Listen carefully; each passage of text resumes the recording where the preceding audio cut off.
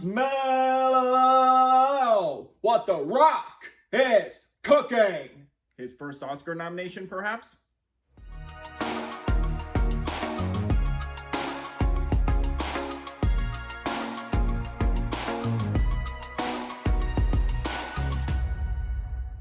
Hey movie buffs, I'm Jack Benner and welcome to my review of The Smashing Machine. The Smashing Machine is a new sports biopic from A24, written and directed by Benny Safdie, one half of the Safdie brothers, and this film stars Dwayne Johnson and Emily Blunt. Set from 1997 to 2000, The Smashing Machine tells the true story of legendary MMA and UFC fighter Mark Kerr, played by Dwayne Johnson, showing Kerr's legacy with the highs and lows and his volatile relationship with his girlfriend Dawn Staples, played by Emily Blunt. Before I get into my review, any new viewers coming across my channel for the first time, welcome to my channel. I am Jack Benner. I do movie reviews on here, both old and new, and from time to time I do some lists on here, either a top 5 or ranking video. So if you're looking for either of those, you're definitely in the right place. So if you like movie content, like what you see so far, definitely considering that like and subscribe button for more exciting movie content down the road. And to give you 4 reasons why I was excited for The Smashing Machine. Number 1, one of the Safdie brothers. This is Benny Safdie's solo directorial debut. I have adored the last 2 Safdie brothers movies, those being Good Time and Uncut Gems, which are phenomenal must-see movies, and if you've never seen those 2 movies,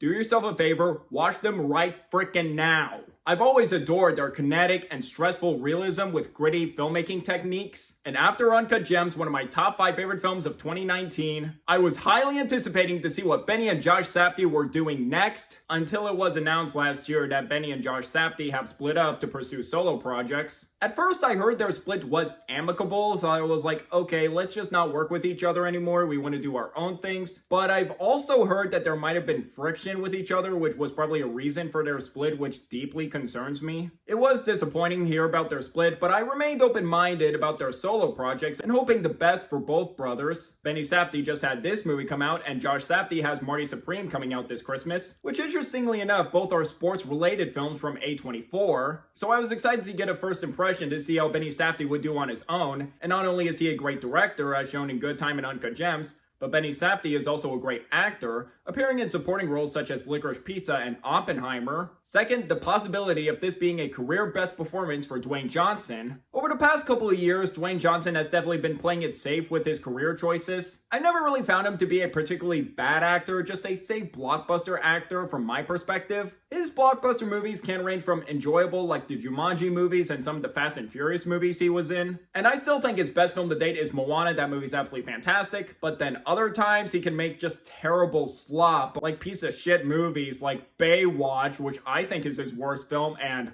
one of my worst films of last year, Red One. Oh god, that movie is awful. So last year when I saw the first still of Dwayne Johnson in makeup as Mark Kerr, I knew he was planning something special in store. That's an intriguing departure from big action blockbuster movies and heading into dramatic territory. And when I saw that image, I thought, wait, he's playing a real-life person and not just being himself. It's an A24 sports drama. What if the Uncut Gems director is doing this film and could be an awards contender? Stop the presses!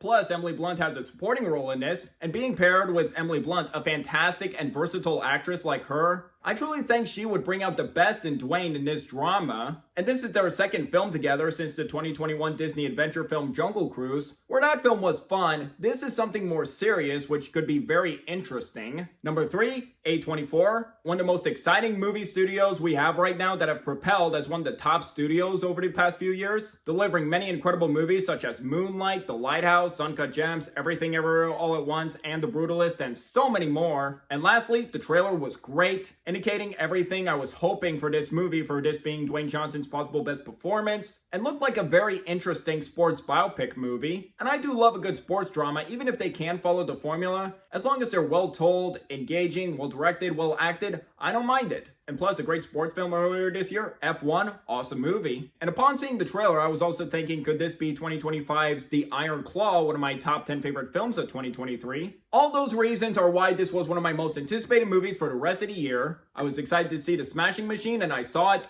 opening night. Plus, after hearing positive reviews from film festivals, Oscar buzz for Dwayne Johnson. Now that I saw The Smashing Machine, what are my thoughts? I do think there are some things that are holding it back from me loving this movie, but what I can say is this was a solid sports biopic from Benny Safdie, and Dwayne Johnson is phenomenal in it. Let's start with my pros right out of the way. Dwayne Johnson. Now, like I said, he's always been playing it safe with his career, and he's never really taken on that many roles that really challenged himself as a dramatic actor. I felt like deep down, those blockbuster movies were fun to do, but deep down, he really wanted that challenging, dramatic role to really sink his teeth into and to show everyone his dramatic prowess as an actor. And he absolutely gets to show that in The Smashing Machine, and he is absolutely phenomenal in this movie, and it is the best performance of his career, hands down. This is without question the most committed, dedicated, and transformative role of his career as Mark Kerr. Of course, with Dwayne Johnson being huge and 6'5", obviously he did excel in the UFC combat whenever he's in the ring, but just his look as Mark Kerr is mind-blowing. And it's actually the same makeup artist who also did Oscar-winning makeup movies such as Darkest Hour and Bombshell. And seriously, kudos to that makeup artist for making Gary Oldman look like Winston Churchill in that movie, and Charlize Theron as Megyn Kelly, and now making Dwayne Johnson as Mark Kerr. He is just almost unrecognizable in this movie with both the hair and the prosthetics. And this is the first time I've ever said Dwayne Johnson was unrecognizable in a movie, where often I was just like, yeah, it's Dwayne Johnson just being himself. Not here though. Props to the makeup of this movie. It deserves an Oscar nomination. And the makeup definitely helps as a contribution for Dwayne Johnson to disappear into this role, and to really embody Mark Kerr through and through. And even later in the movie when Mark Kerr shaves his head, and just the prosthetics, and just didn't always see Dwayne, and just looking a little closely, I was like, oh my god, that is Dwayne. But more so, I felt like Dwayne Johnson did an incredible job capturing the humanity of Mark Kerr. While yes, he's an absolute beast of a fighter, but as a person, he was also humble, tender, and likable. With the many interactions we had, whether that's fellow fighters, his girlfriend, or other people, he does have this charisma about him that makes him very likable. And I definitely think that's where Dwayne Johnson, a charismatic actor, uses his charisma greatly, finding a different type of charisma to capture the real-life person. You really do feel for Mark Kerr with his struggles, whether the pain of losing a match, whether being addicted to pain medication. And emotionally, Johnson is incredible. Just whatever scenes where he's arguing with Dawn, or crying scenes where he's just breaking down. One after the first Pride match didn't go so well. And another scene at a hospital, Dwayne Johnson did a terrific job acting. And even in scenes where he's like quiet, where he's just holding an inner rage like a monster is about to unleash. It's just an incredible performance that just leaves you in awe.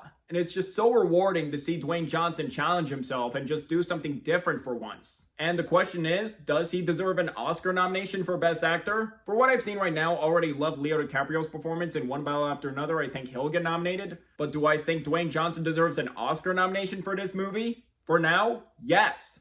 I genuinely mean it. Depending on how this season goes, if Dwayne gets into Best Actor, I'll be very happy for it. Believe all the hype for Dwayne Johnson. He is the reason to see this movie. And we also got terrific supporting performances to accompany Dwayne. Emily Blunt does an amazing job as Dawn, and as shown with Jungle Cruise and the friendship between Dwayne and Emily, they share great chemistry together where they're in love, or when their relationship gets toxic and intense arguments happen, and Emily Blunt definitely does help to bring the best out of Dwayne. And someone who really impressed me in this movie was real-life UFC fighter Ryan Bader, who plays Mark Coleman in this movie, and this is his acting debut. What a terrific job. He's definitely one of the supporting performances that does leave an impact, and it just shows this being one of the Safdie brothers, they can get great performances out of their actors, even with non-actors like Kevin Garnett in Uncut Gems. And now to talk about Benny Safdie's direction. For his first big solo effort behind the camera, Benny Safdie did a great job, and he's definitely finding his footing being on his own without Josh by his side. Especially with the cinematography in this movie, it looks beautiful. Especially with the documentary on 16mm film, and it's just a fantastic, old-fashioned, retro, authentic feeling, and even incorporating 70mm film and VHS cameras into the mix. And I felt like that documentary style of filmmaking was fitting because this film also shares the same name of a 2002 documentary on Mark Kerr, The Smashing Machine. And Benny Safdie really knows how to get excellent shots in this movie, immersive angles in the matches where you're really seeing these brutal fights in the ring, and even greatly using tracking shots following a particular character, especially when this one tracking shot with Mark Kerr and just following him after a match doesn't go so well, where he gets to be alone and break down. Love that shot. And there are even some moments where you feel like you're a fly on the wall, where you feel like you are listening to real life conversations. I feel like that just adds more realism to this movie. And also, I felt like he was very interested in the story. Well, I could definitely tell he honored this man and really wants to tell the story in the best way through thick and thin, exploring all the highs and lows of his life and career. And now to those UFC matches, they are quite intense. Now, this being one of the Safdie brothers, if you're expecting this movie to be a stressful thrill ride like Uncut Gems, I feel like you are setting your expectations too high, because I don't think this movie is going to give you that same effect. There may be some anxiety-inducing moments here and there, but it's not to the same level as Uncut Gems. I definitely think Benny did great for what he wanted to do with this movie. All the matches feel raw and visceral, from the camera work, tension, the sound design that's very impactful where you feel every pin and punch. It is just so engrossing and captivating to watch. The choreography is all top-notch.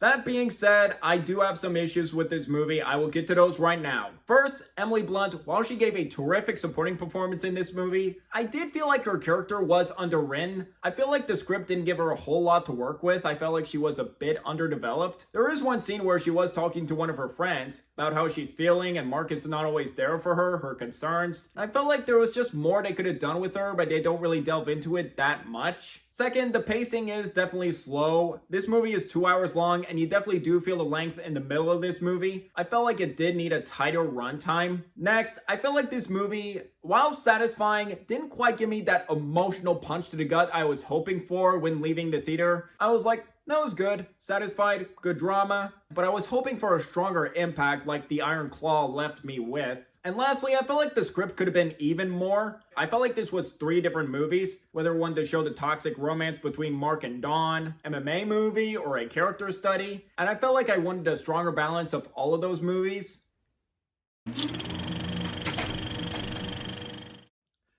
To sum up, despite some issues I have with the script and some pacing, The Smashing Machine is a well-told and engaging sports drama from Benny Safdie, with top-notch direction and a phenomenal career-best performance from Dwayne Johnson. I definitely recommend this movie to you if you're fans of Dwayne Johnson, and if you're excited to see him take on a challenging and dramatic role like this, definitely go see it. Or if you love both Good Time and Uncut Gems and excited to see how Benny Safdie would do on his own, do go see this movie. I thought he did a great job with this movie. And even to both fans of MMA or even non-fans. So it's one down for 2025 solo Safdie Brothers movies from A24. We just had this, and now we have Josh's movie, Marty Supreme, set to come out on Christmas Day with Timothée Chalamet that I'm really excited for. I thought the trailer was fantastic. Despite that, I felt like there was a lot more to desire from this movie that I wanted more of. I'm still looking forward to seeing what Benny Safdie does next behind the camera in the future. And now to grade it, I'm going to give The Smashing Machine 3.5 stars out of 5, a B. I am crossing my fingers with the positive reviews it's been receiving and awards buzz for Dwayne Johnson. I truly believe this movie will motivate Dwayne to pursue more challenging roles down the road. I also hope this is not a flash in the pan moment for Dwayne Johnson. It was just like, I'll do one dramatic role and more blockbusters. I mean, sure, he can still act in blockbuster movies. He does have the Moana live-action remake coming out next year, which, why? But he also has the next Jumanji. I believe that's coming out next year or 2 years from now. I'm looking forward to that. I like the last 2 Jumanji movies. But it would also be amazing to see Dwayne Johnson pursue more dramatic roles like this in the future. Now, for Oscar chances, I don't see this as the Best Picture nominee. Doesn't have quite those glowing reviews to get into the Best Picture. Now, for Dwayne Johnson, I could definitely say he's a lock for a Golden Globe nomination for Best Actor in a Drama. Doesn't seem to be a whole lot of competition for now, so I think he's safe. But the challenge is, could he get in at Critics' Choice, SAG, or BAFTA? I could see maybe some room at Critics' Choice. I don't know about SAG unless there's a lot of support for him and goodwill. So we'll see how it does at either of those. I don't know if he'll make it in at BAFTA. I could see 2 possibilities. Either he just gets the sole Golden Globe nomination, or he could get like the Golden Globe, Critics' Choice, and SAG, and it was just like, ooh, it could happen. But then I'm also afraid it could also be Adam Sandler in Uncut Gems, where he was phenomenal, but he didn't get nominated for that movie. I felt like he should have. Or Zac Efron in The Iron Claw. He deserved an Oscar nomination for that movie, but didn't get anything. So we'll see how Dwayne Johnson does this award season. And not only Dwayne, I think this movie's a lock for an Oscar nomination for makeup, especially the work they did to make him look like Mark Kerr was awesome. Emily Blunt, Maybe. She did get nominated for Oppenheimer last year, so could she get another Best Supporting Actress nomination for this movie? I feel like her character was underwritten, so that may hold her back, but she did an amazing job in this movie, so I wouldn't mind if she got in like Critics' Choice or SAG, but we'll see. So I would like to hear from you guys. What do you guys think of The Smashing Machine? If you've seen it, do you agree, disagree with my review, or if you haven't seen it, are interested in seeing the film or not, let me know down below. Did you enjoy hearing my thoughts on this movie? Want to see more reviews like this in the future? If yes, please hit that like and subscribe button if you're new here, and don't forget that notification bell for my next upload in the future. It really means a lot. My social media links will be in the description down below. You can find me on Twitter, Instagram, and TikTok. And if you'd like to see my written reviews, I do have a letterbox if you'd like to follow me on there as well. And until the next video, I'm Jack Benner, and look forward to another movie review.